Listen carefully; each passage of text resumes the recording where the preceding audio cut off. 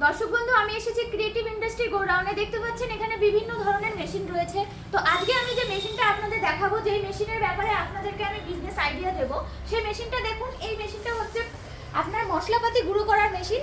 আপনি কিন্তু এই একটা মেশিনে অনেক কিছু করতে পারবেন, অর্থাৎ যত ধরনের গুঁড়োর আইটেম আছে সব কিছু কিন্তু এই মেশিনটা কিন্তু পাউডার করে নিতে পারবেন। সেক্ষেত্রে আপনি গম থেকে আটা তৈরি করে নিতে পারেন, আপনি কিন্তু চালের গুঁড়ো করতে পারবেন, তাছাড়াও আপনি বিভিন্ন ধরনের মশলা কিন্তু করে নিতে পারবেন এই মেশিনটাতে।